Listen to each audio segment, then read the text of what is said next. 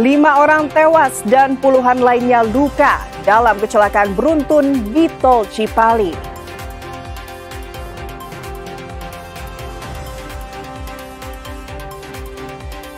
Korban perdagangan manusia asal Sukabumi berhasil dipulangkan dari Cina.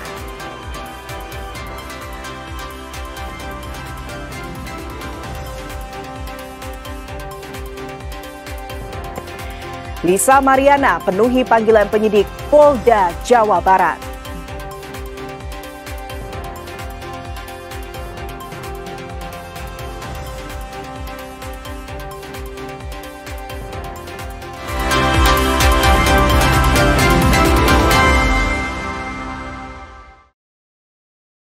Selamat pagi saudara, selain ketiga informasi utama tadi, kami masih memiliki informasi menarik lainnya. Saya Fida Alatas akan menemani Anda dengan berita independen, terpercaya. Kita simak Kompas Jabar selengkapnya.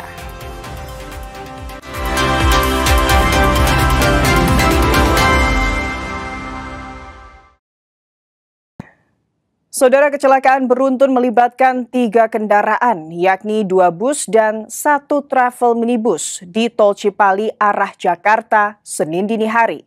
Dalam insiden ini 5 orang meninggal dunia, puluhan lainnya luka-luka.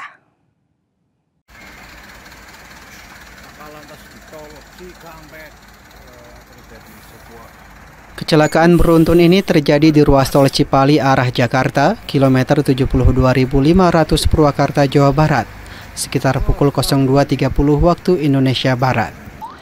Kecelakaan melibatkan 4 kendaraan, yakni 2 bus dan 1 minibus. Sementara 1 kendaraan melanjutkan perjalanan karena tidak mengalami kerusakan parah. Menurut penumpang, kecelakaan terjadi saat kepadatan di jalur arah Jakarta. Kemudian bus Agramas berkecepatan tinggi menabrak bus Sinar Jaya dan minibus dari arah belakang. Dalam peristiwa ini 5 orang tewas, 3 orang luka berat dan puluhan orang lainnya luka ringan. Bagaimana itu tadi? Nggak tahu, soalnya tidur sih, jadi pas bangun tidur langsung tabrakan bus. Posisinya di bangku kedua langsung lempar ke depan. Ini luka robek. Yang tadi yang dari Agramas berapa banyak yang luka? Kurang tahu, mungkin ada 30 kali ya. Tidur ya, saat itu saya tidur di sleeper di belakang. Nah, saya terbentur dan semuanya pada teriak, dan kebetulan saya juga merasa nggak kenapa-napa ya. Jadi saya keluar mecahin kaca, saya ngebantu orang-orang, itu aja sih. Berapa kendaraan tadi yang terlibat sih? Sebenarnya 4, tapi 1 kendaraan Hi-Ace itu dia pergi dulu. Melanjutkan perjalanan. Untuk korban luka tersebar di 2 rumah sakit. 6 orang luka ringan di Rumah Sakit Siloam Purwakarta dan 38 orang di Rumah Sakit Abdul Razak Purwakarta, di mana 3 orang diantaranya luka berat. Hendri Irawan, Kompas TV, Purwakarta, Jawa Barat. Kecelakaan maut juga terjadi di Sukabumi. Seorang pengemudi motor tewas terlindas truk tangki semen. Peristiwa nahas terjadi saat korban berusaha menyalip kendaraan di Jalan Raya Nasional Sukabumi Bogor. Sebuah rekaman kamera CCTV memperlihatkan kejadian kecelakaan lalu lintas yang terjadi di Jalan Raya Nasional Sukabumi Bogor. Seorang pemotor terjatuh dan terlindas sebuah truk tangki. Kecelakaan lalu lintas ini terjadi pada Selasa siang, tepatnya di Jalan Raya Cikukulu, Kecamatan Cicantayan, Kabupaten Sukabumi. Menurut saksi mata, pemotor dengan jenis kelamin pria melaju dari arah Bogor menuju Sukabumi. Pemotor tersebut diduga akan mencoba menyalip kendaraan yang ada di depannya, namun gagal dan terjatuh ke sebelah kanan jalan. Dari arah berlawanan datang mobil truk tangki bermuatan semen, kecelakaan pun tak terhindarkan. Kejadiannya, saya jalan terus macet, yang nama mobil besar kan pelan-pelan lagi macet pak ya. Terus ada motor di depan, lewat terus tahu-tahu ada yang sempetan sebelah kanan itu di tengah-tengah. Ya saya nggak tahu, ya udah jalan aja gitu. Bapak dari arah mana mau kemana sih, Pak? Dari arah Sukabumi mau ke Bogor. Bawa mobil apa, Bapak? Bawa mobil tangki semen.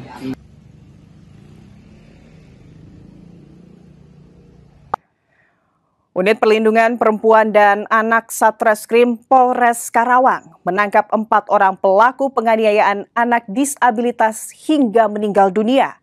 4 pelaku kini ditahan di Rutan Unit Perlindungan Perempuan dan Anak Satreskrim Polres Karawang.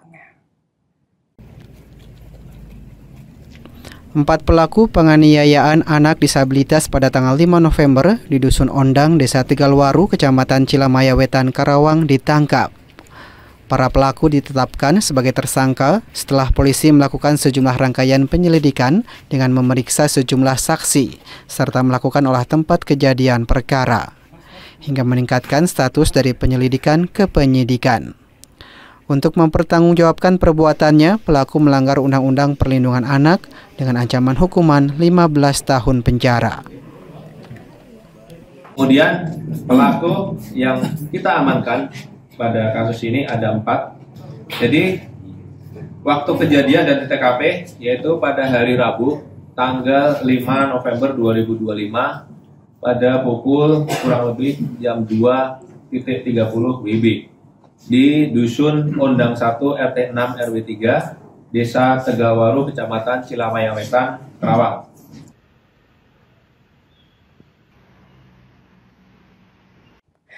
Saudara, korban perdagangan orang wanita asal Sukabumi berinisial RR akhirnya kembali ke Indonesia. Wanita muda ini dijual untuk menjadi istri warga negara Cina seharga 400 juta rupiah. Korban perdagangan orang di Cina asal Sukabumi berinisial RR kembali ke Indonesia Selasa siang. Bersama dengan keluarganya, Reni tiba di Mapolda Jawa Barat setelah sebelumnya diamankan petugas di Konsulat Jenderal Republik Indonesia di Guangzhou, Cina. Nasib malang yang menimpa wanita muda berusia 24 tahun ini berawal saat korban mendapatkan tawaran dari kakak beradik berinisial A dan Y yang akan memperkerjakannya sebagai asisten rumah tangga di Cina dengan penghasilan antara 15 hingga 30 juta rupiah per bulan. Tiba di Cina ternyata korban tidak bekerja sebagai asisten rumah tangga, melainkan telah sah menjadi istri dari seorang warga Cina yang sebelumnya diketahui telah mengeluarkan biaya hingga lebih dari 400 juta rupiah kepada kedua pelaku yang merupakan anggota sindikat TPPO. Merasa tertipu dengan kedua pelaku, korban yang mengajukan cerai kepada TTC selanjutnya melaporkan peristiwa kepada BP2MI yang selanjutnya berkoordinasi dengan Polda Jawa Barat meringkus 2 dari total 4 pelaku TPPO. Selain bahagia telah tiba di Indonesia dalam kondisi selamat, korban mengaku tidak mendapatkan kekerasan maupun pelecehan seksual selama berada di Cina. Bapak Konjen BEM yang sudah membantu, bahkan terima kasih dan terima kasih buat Bu Indah, Polmat KJRI, dan terima kasih buat Kapolda. Terima kasih buat semuanya. Satu hal sih sampaikan, tidak ada pelecehan seksual dan tidak ada kekerasan fisik. Sementara Kapolda Jawa Barat Rudi Setiawan Selasa petang menghimbau agar masyarakat tidak mudah terperdaya dengan tawaran menggiurkan untuk bekerja di luar negeri yang belum jelas prosedur serta legalitas hukumnya. Rekan-rekan semua sudah mengetahui bahwa Reni ini telah diperdaya oleh seseorang yang sekarang sudah jadi tersangka di Polda Jabar.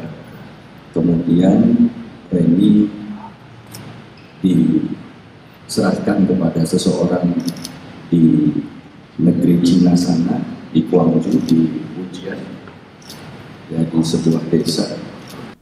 Konsuler KJRI Indah Mekawati, sejak adanya pemberitaan terkait korban Reni, pihaknya segera menghubungi kepolisian setempat di Guangzhou untuk memastikan keselamatan korban hingga akhirnya Reni dapat diselamatkan. KJRI Korpo sudah mulai mengikuti sejak awal dari cerita dari pemberitaan, Bapak. Jadi kami sudah memonitor dan kami langsung pertama yang kami lakukan adalah menghubungi polisi setempat. Polisi Tokyo, Polisi Public Security Bureau-nya Provinsi Fujian. Dan kami lakukan seperti biasa protokolnya adalah meminta polisi untuk segera melacak, melokasikan di mana kondisi yang terdekat dan memastikan keselamatan. Polisi masih memburu seorang warga negara asing dan 2 WNI yang berperan sebagai perantara dan pembuat dokumen palsu. Sementara kedua pelaku yang telah ditangkap dikenakan pasal 4 Undang-Undang Republik Indonesia Nomor 21 Tahun 2007 tentang tindak pidana perdagangan orang dengan ancaman hukuman maksimal 15 tahun penjara. Andri Iskandar, Kompas TV, Bandung, Jawa Barat.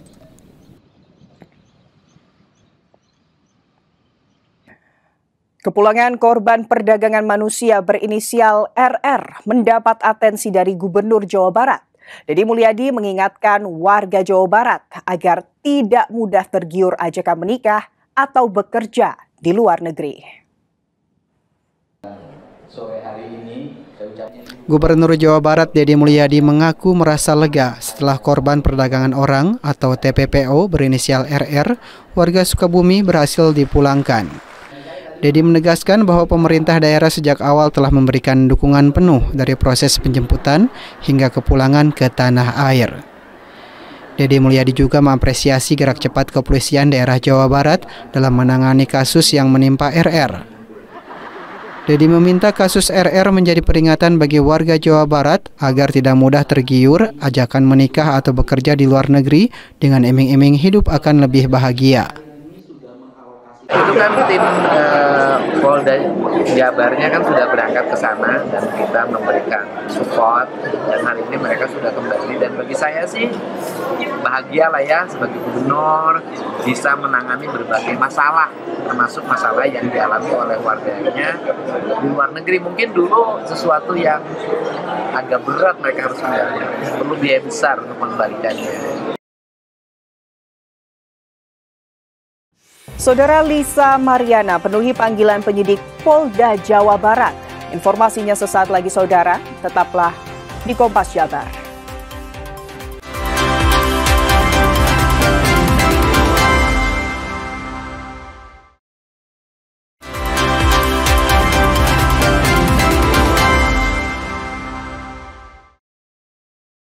Saudara, ribuan knalpot berbagai jenis motor dimusnahkan Satlantas Polres Sukabumi Kota. Pemusnahan knalpot brong ini merupakan hasil razia yang dilakukan di wilayah hukum Kota Sukabumi. Ribuan knalpot brong hasil razia Satlantas Polres Sukabumi dimusnahkan di halaman Satpas Polres Sukabumi Kota. Knalpot brong ini hasil sitaan razia di wilayah hukum Polres Sukabumi Kota. Pemusnahan knalpot brong ini dilakukan guna memberikan rasa aman dan nyaman pada pengendara lain karena sudah dianggap mengganggu ketertiban jalan. Bahkan suara bising knalpot brong ini kini sudah sangat meresahkan masyarakat dan berpotensi terjadi tindakan kriminalitas dan balap liar. Menurut Kasat Lantas Polres Sukabumi Kota, AKP Hagadeo Hareva mengatakan penindakan terhadap knalpot brong menyita 1.538 unit. Penindakan ini didasari oleh laporan dari masyarakat yang tidak henti-hentinya setiap hari menghubungi layanan 110 Polres Sukabumi Kota maupun via media sosial yang ada yang dimiliki oleh Satlantas maupun Polres Sukabumi Kota. Ribuan knalpot brong ini akan dimusnahkan secara berkala dengan cara digergaji mesin dan akan dijadikan tugu peringatan larangan knalpot brong di pusat kota. Andris Muhtar, Kompas TV, Sukabumi, Jawa Barat.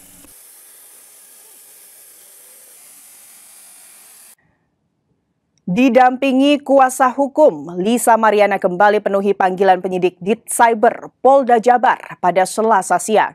Lisa mengaku sehat dan minta didoakan.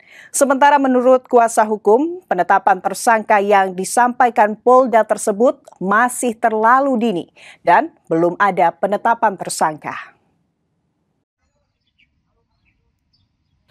Didampingi kuasa hukumnya, Lisa Mariana penuhi panggilan penyidik Ditcyber Polda Jawa Barat pada Selasa siang. Di hadapan wartawan, Lisa tidak banyak berkomentar. Lisa meminta didoakan atas kasus yang sedang dialaminya. Tanggapin dong dikit Mbak Lisa. Kondisinya gimana Mbak? Ini kan bertubi-tubi nih Mbak di... Alhamdulillah sehat. Didoain aja Mas yang baik-baik. Izin masuk dulu ya. Oke. Sementara itu, menurut kuasa hukum Lisa Mariana, John Boy Nababan mengatakan bahwa hari ini Lisa Mariana memenuhi panggilan yang tertunda beberapa waktu lalu.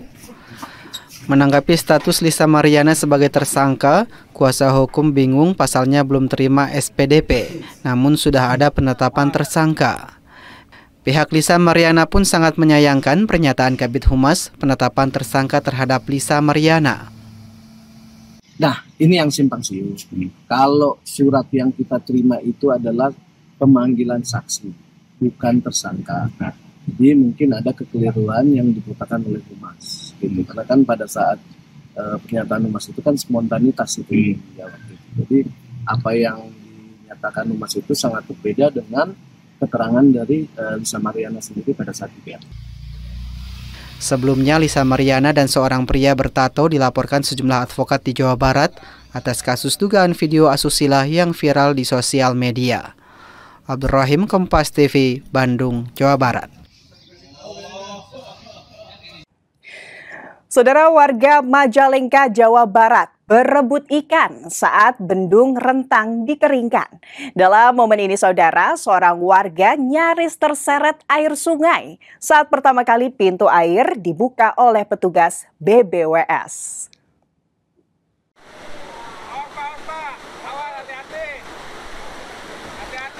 Inilah detik-detik seorang warga nyaris terbawa air sungai saat pintu sungai Sindu Praja di Kabupaten Majalengka dibuka untuk dilakukan pengeringan sungai. Peristiwa ini sempat membuat warga yang ikut berburu ikan di sungai Sindu Praja ikut panik. Air mulai surut, warga mulai berburu ikan di aliran sungai Sindu Praja. Mereka saling berebut ikan di sungai, baik dengan tangan kosong maupun menggunakan alat seser hingga jaring khusus. Sejumlah warga mengaku senang karena selain mendapat ikan untuk bisa dibawa pulang, juga bisa seru-seruan dengan warga lain saat berebut ikan dari aliran sungai Sindu Praja yang dibuka. Ikan putih. Ini gimana ngambilnya Pak? Iya. Berebutan tadi Pak? Iya, berebutan. Emang setiap bendung rentang di Kuras ini Bapak selalu cari ikan atau gimana? Iya, cari ikan rame-rame. Nyari ikan ini, kan tiap tahun ini ada pengurasan kantong lumpur. Ya, bagi masyarakat kita kan ini sebagai pesta rakyat lah buat masyarakat terdekat. Ya, alhamdulillah. Maksudnya gimana sih?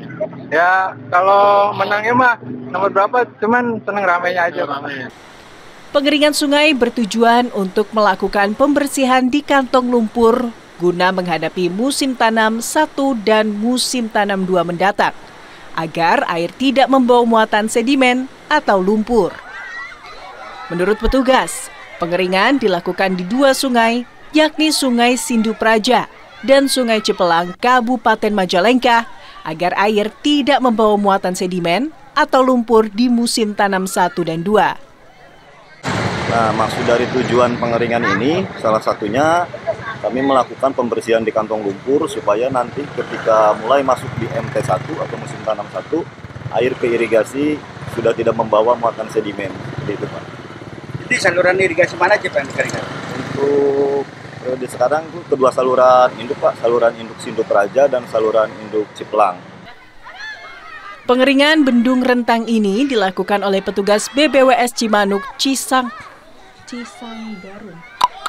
Pengeringan bendung rentang ini dilakukan oleh petugas BBWS Cimanuk Cisanggarung secara rutin setiap tahun guna mengantisipasi terjadinya penumpukan lumpur di kedua sungai tersebut. Fadlianto Sugiono, Kompas TV, Majalengka, Jawa Barat.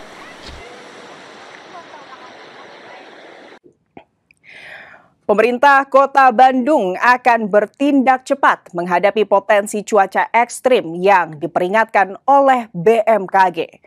Untuk mengantisipasi bencana seperti banjir, longsor, dan pohon tumbang, Pemkot Bandung melakukan patroli 24 jam serta memperbaiki saluran air di sejumlah titik rawan banjir.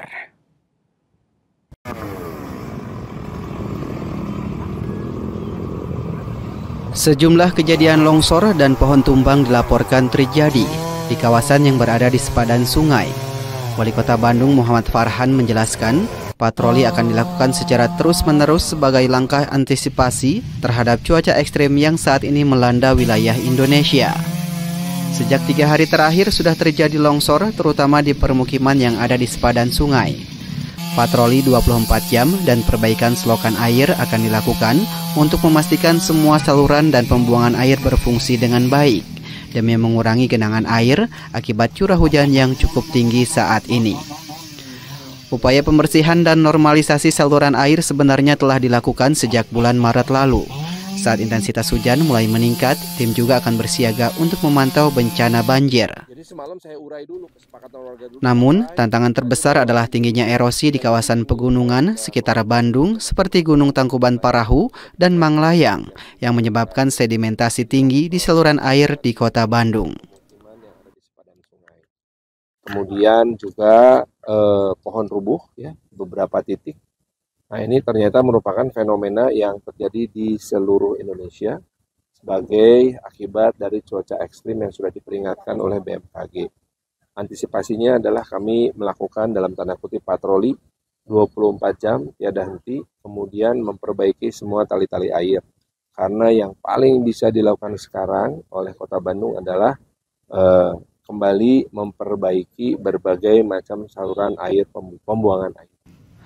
Selain itu, untuk meminimalkan resiko korban jiwa dan kerusakan infrastruktur, pemerintah Kota Bandung terus melakukan pemantauan di lapangan.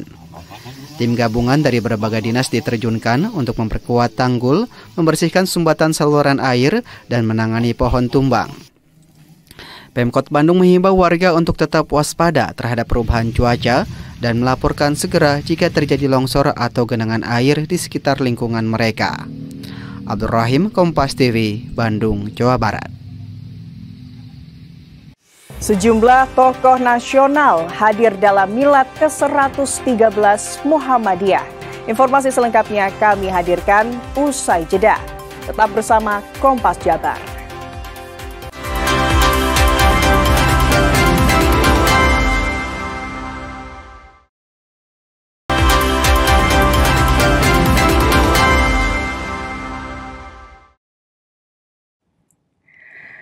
Saudara, Muhammadiyah merayakan milad ke-113 di Kota Bandung. Acara ini dihadiri sejumlah tokoh nasional. Di antaranya dihadiri oleh Wakil Presiden Republik Indonesia ke-10 dan 12. Puncak milad Muhammadiyah ke-113 di Bandung menegaskan peran organisasi ini sebagai gerakan Islam berkemajuan yang terus mendorong pemerintah dalam upaya memajukan kesejahteraan bangsa. Dengan mengusung tema memajukan kesejahteraan bangsa, Muhammadiyah juga berpartisipasi dalam program makan bergizi gratis yang menjadi permulaan membentuk generasi muda yang sehat untuk mencapai tujuan kesejahteraan bangsa.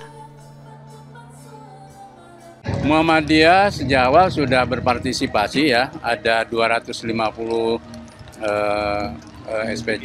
SPPG yang kita miliki, dan kita memang punya pengalaman, di sini ada kurang, di sini ada kurang.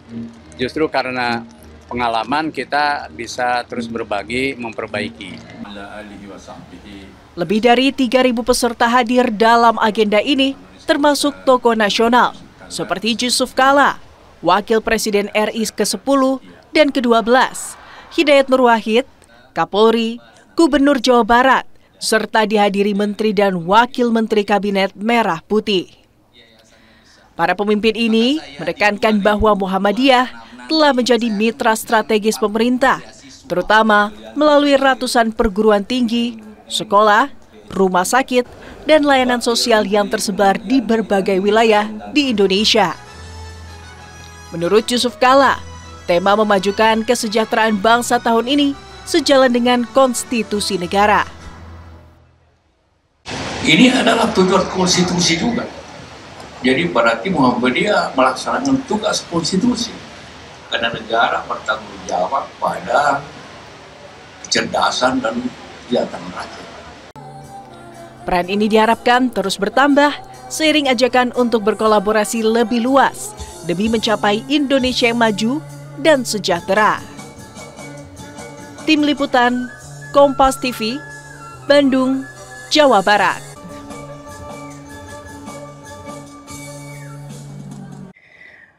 Sebagai wujud kepedulian terhadap lingkungan hidup, BKSDK Mahkamah Agung Republik Indonesia menanam sebanyak 1.500 pohon mangrove di kawasan pantai Tanjung Cemara, Karangtirta, Pangandaran. Langkah ini sebagai komitmen BSDK Mahkamah Agung Republik Indonesia terhadap pelestarian lingkungan, mengurangi emisi karbon, dan menjaga ekosistem wisata laut di Pangandaran. Program peduli lingkungan penanaman 1.500 pohon mangrove ini dilakukan di Pantai Tanjung Cemara, Karangtirta, Pangandaran, yang dipimpin langsung Kepala BSDK Mahkamah Agung Republik Indonesia. Kegiatan mengusung tema Lestarikan Alam, Selamatkan Masa Depan ini digelar dengan tujuan sebagai wujud nyata sinergi antar lembaga dalam mendorong penegakan hukum lingkungan yang progresif dan responsif terhadap tantangan global. Kepala BSDK MARI Syamsul Arif mengatakan, Pangandaran dipilih menjadi salah satu lokasi penanaman mangrove karena selain sebagai upaya konservasi dan menjadi upaya pengurangan resiko bencana. Badan Strategi Kebijakan Diklat Kumdil Mahkamah Agung Republik Indonesia datang ke Pangandaran dengan satu tujuan, yakni ingin menunjukkan keberpihakannya Mahkamah Agung pada lingkungan yang lebih baik, pada perlindungan lingkungan. Acara ini adalah menjadi tujuan, sementara yang lain itu adalah hanya lapisan saja, di mana kami hadir di sini juga sebagai kegiatan evaluasi dan proyeksi terkait program-program kami ke tahun 2026. Seiring dengan pembangunan Pangandaran sebagai tempat wisata dengan ekosistem yang indah dan ekologi yang unik, mangrove juga dapat memberikan manfaat ekonomi bagi masyarakat setempat. Kita bersama-sama dengan keluarga besar Mahkamah Agung, termasuk Universitas Mahkamah Agung. Hari ini ada kurang lebih ada 500 teman-teman dari Mahkamah Agung datang ke Pangandaran. Tentu kami pertama ucapkan terima kasih ke Mahkamah Agung yang telah membuat kegiatan lingkungan di Kabupaten Pangandaran, dan saya kira ini yang disebut dengan event government. Kegiatan ini tidak hanya memperkuat kapasitas teknis hakim, tetapi juga meneguhkan komitmen peradilan Indonesia dalam mewujudkan keadilan lingkungan dan iklim bagi generasi masa kini dan mendatang. Dede Ibin, Kompas TV, Pangandaran, Jawa Barat. Saudara, fenomena La Nina yang selama ini memicu peningkatan curah hujan dilaporkan mulai melemah. Kendati demikian, potensi cuaca ekstrim, banjir, hingga tanah longsor tetap perlu diwaspadai, terutama memasuki periode puncak musim hujan pada akhir 2025 hingga awal 2026 mendatang. Informasi selengkapnya akan kami hadirkan dalam talk show usai jeda berikut. Tetaplah di Kompas Jabar.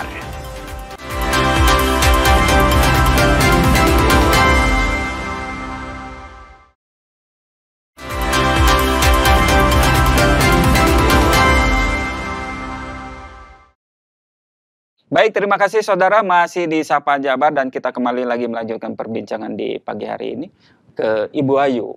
Ibu Ayu selalu siap nih. Ibu Ayu, kalau itu ya yang tadi tentang cuaca ekstrim, apa dampak dan penyebabnya seperti itu? Kita tahu bahwa kondisi cuaca dan iklim itu kan dipengaruhi beberapa faktor. Ada faktor lokal, ada parameter regional dan juga global gitu. Itu yang kita namakan dinamika atmosfer. Jadi yang mengikat kondisi cuaca itu ya dinamika atmosfer, di mana dinamika atmosfer itu perubahannya relatif cepat. Salah satunya ada tadi posisi La Nina lemah, itu sudah jelas meningkatkan pertumbuhan awan, sehingga di kondisi lemah yang saat ini tentunya akan meningkatkan curah hujan ke intensitas yang lebih tinggi. Kemudian ada suhu muka air laut. Suhu muka air laut juga saat ini pada kondisi yang berpengaruh pada pertumbuhan awan di wilayah kita gitu. Sementara dari parameter lokalnya ada kelembaban udara yang mendukung juga pertumbuhan di awan-awan di kita, sehingga memang saat ini posisi kita memang pada kondisi curah hujan yang menuju tinggi, apalagi sekarang baru masuk musim hujan. Pada saat musim hujan aja tadi Kabupaten Bandung udah menyampaikan kondisinya udah seperti ini. Hampir beberapa titik banjir ya Pak. Dan ini baru masuk gitu. Kalau kita udah mau mendekati puncak, tentunya kan yang namanya puncak pasti intensitasnya semakin tinggi. Kita tidak berharap bencananya akan semakin banyak, tapi kita harus mewaspadai itu dampak dari situ gitu kan. Karena begitu cuaca ekstrim itu akan berdampaknya banyak, berpotensi hujan lebat hingga sangat lebat. Ini jelas banjir gitu ya. Tadi disampaikan harus didukung dengan drainase yang bagus gitu ya, infrastruktur yang bagus. Belum lagi yang dataran-dataran tinggi kita di Kabupaten Bandung lumayan banyak. Itu berpotensi longsor. Ya, sehingga saya yakin BPBD Kabupaten Bandung juga sudah melakukan edukasi yang banyak kepada masyarakat. Tapi itu tadi, kalau masyarakatnya tidak proaktif ya sama baik gitu kan ya. Untuk tidak bisa memaksimalkan. Saat ini kita harusnya bersama-sama bukan menyambut ya, menghadapi puncak musim hujan yang sudah di depan mata. Akhir November, Desember, Januari, Februari, 4 bulan ke depan loh ini itu. Bukan waktu yang pendek untuk satu periode musim yang akan kita hadapin ini. Sehingga mungkin kewaspadaannya harus lebih ditingkatkan karena dampaknya memang ini kalau kita tahu kondisi geografis kita, terutama Kabupaten Bandung gitu. Berarti tapi dalam masa sekarang ini periode yang sekarang ini musim hujan itu emang tidak ada kemarau sama sekali atau bagaimana, Bu? Ya kan kita sudah lewat musim kemarau. Ya kan ada yang disebut kemarau basah begitu. Iya, kemarin kemarau. Artinya walaupun puncaknya musim hujan, ya mudah-mudahan tidak tiap hari gitu ya hujan gitu. Ya, tidak tiap hari hujan. Pasti ada sedikit jeda untuk tidak hujan gitu. Nah, itu tentunya untuk memanage kondisi yang ada gitu.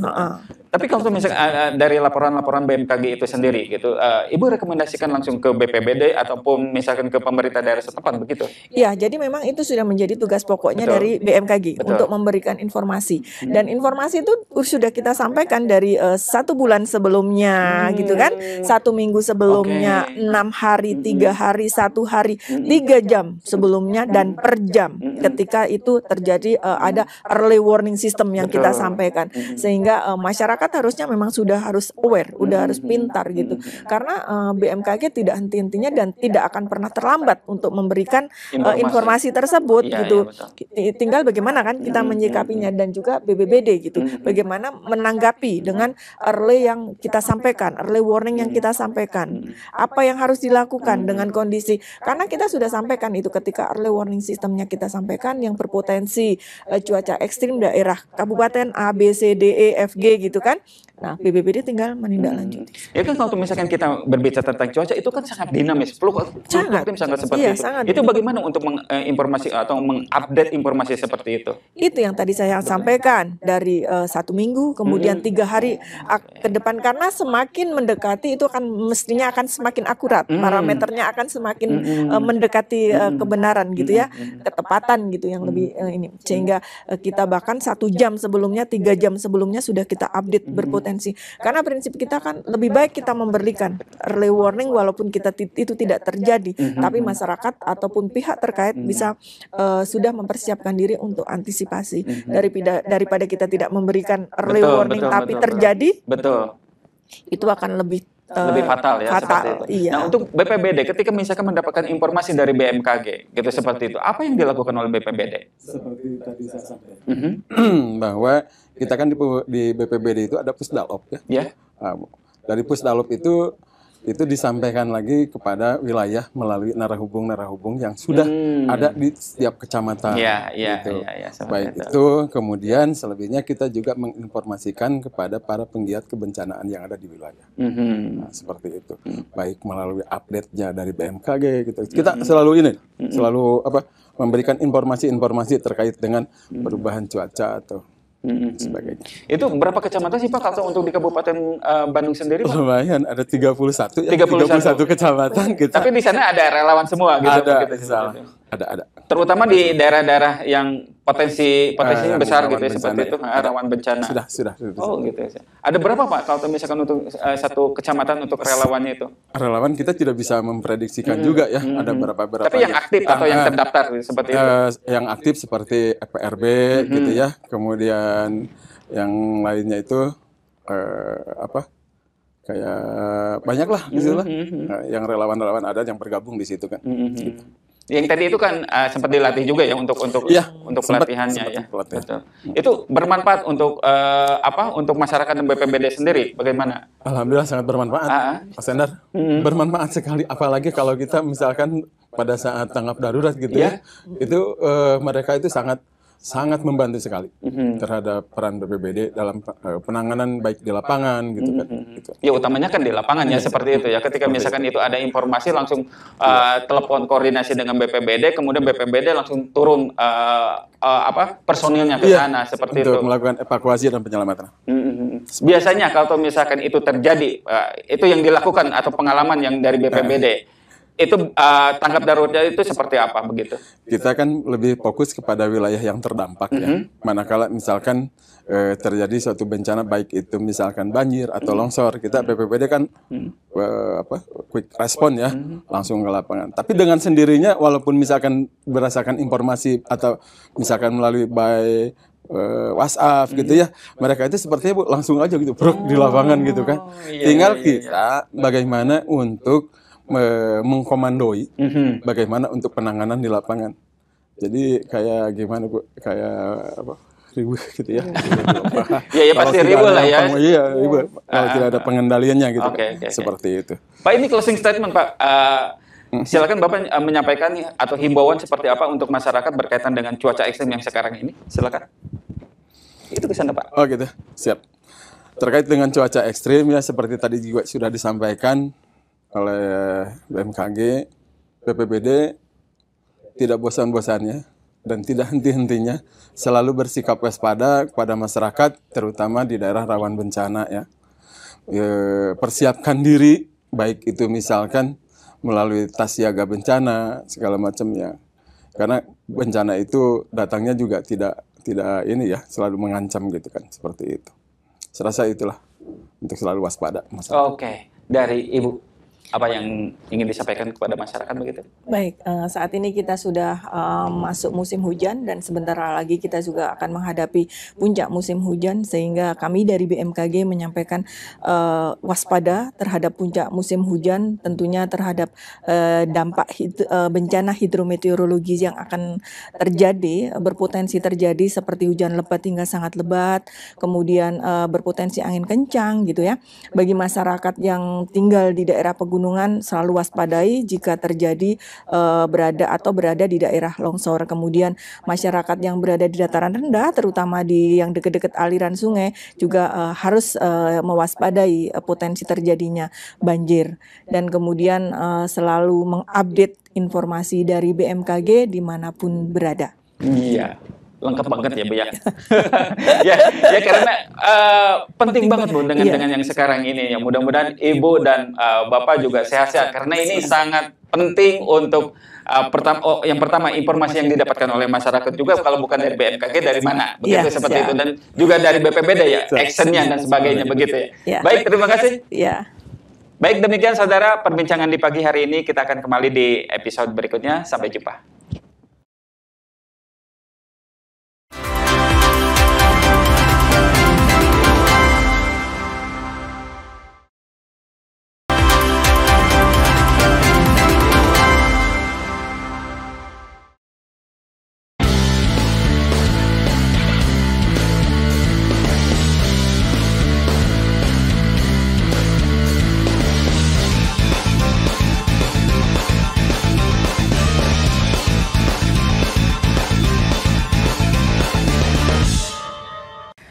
Saudara, ratusan off-roader dari berbagai daerah di Jawa Barat menjajal jalur Gurilap Sukabumi dalam ajang Trail Rally Adventure di Kabupaten Sukabumi, Jawa Barat. Para pecinta motor trail ini melintasi sejumlah jalur seperti rally enduro, lintasan sungai, perbukitan, hingga perkebunan di area Kecamatan Cikembar, Sukabumi.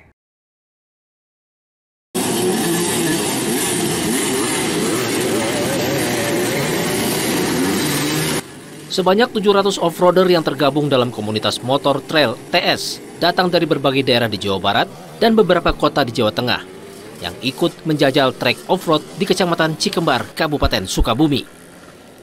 Para off-roader melintasi jalur gunung rimba dan sungai di Sukabumi. Berbagai jalur ekstrim hingga jalur rally enduro yang mengasah kemampuan pengendara off-roader di tanah berlumpur. Bahkan, untuk memacu adrenalin, para off-roader ini juga melintasi jalur sungai yang membutuhkan skill dan ketangkasan pengendara. Trek, perbukitan, dan perkebunan juga menjadi lintasan yang harus dilalui para off-roader. Tak sedikit off-roader yang mereka tumpangi ini terjebak dalam lumpur dan harus dievakuasi rekannya. ATS Jabar Hiji di Jawa Barat ini, semua teman-teman yang pemilik TS berkumpul, Pak. Untuk lokasi biasanya kita ada saran sehat. Tiap 6 bulan itu lokasi berbeda-beda, tiap kabupaten kita gantikan. Nah, untuk jalurnya sendiri Pak dipilih memang seperti apa sih Pak? Jalurnya itu ada yang speed, ada yang obstacle-nya juga banyak, ada batu, sungai, biasa begitu. Jadi kita kebiasaan begini. Kalau di sana susah, mereka main ke sini dikasih juga yang susah. Yang gampang juga dikasih. Yang kurang lebih begitulah variatif kalau jalur. Dalam ajang Trail Adventure ini, ratusan off-roader menempuh sejauh 45 km dan finish di area sirkuit Hiji Cikembar dengan 7 titik checkpoint. Wisata Trail Adventure ini juga akan menjadi ajang silaturahmi antar komunitas pencinta motor trail dan potensi untuk mempromosikan pariwisata di Kabupaten Sukabumi.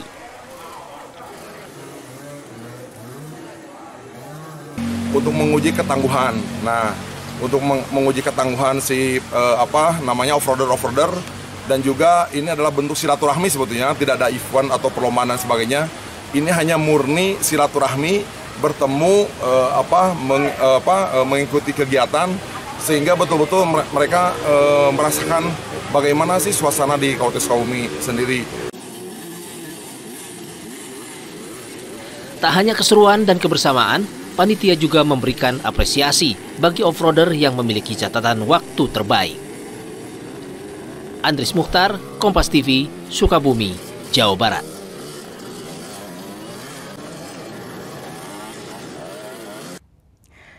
Saudara, PSSI akan segera mengumumkan nama pelatih baru yang akan mengarsiteki Timnas Indonesia.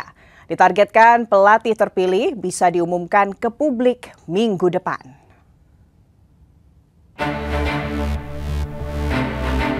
Teka-teki siapa pelatih Timnas Indonesia menggantikan Patrick Kluivert hingga saat ini masih menjadi misteri.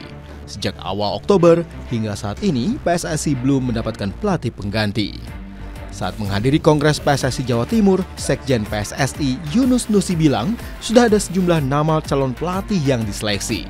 Menurutnya, dalam waktu dekat atau setidaknya paling cepat minggu depan, nama pelatih baru akan segera diumumkan oleh PSSI. Dari PSSI tetap dalam proses seleksi yang dilakukan oleh tim dan sesegera mungkin insya Allah secepatnya akan diumumkan. Mudah-mudahan paling lambat minggu depan sudah bisa. Dan untuk nama-nama tidak bisa disebutkan berapanya karena dinamis berjalan dari beberapa nama, ya mudah-mudahan secepatnya juga bisa diumumkan oleh itu. Nanti untuk nama-nama akan diumumkan dalam kesempatan pertama deh oleh Ketua Kompas. Selain uji coba FIFA Matchday, agenda kompetitif terdekat skuad Garuda akan datang di 25 Juli hingga 26 Agustus untuk mengikuti Piala AFF 2026. Sementara, Piala Asia akan digelar di Arab Saudi awal tahun 2027. Mahendra Triginanjar, Kompas TV, Surabaya, Jawa Timur.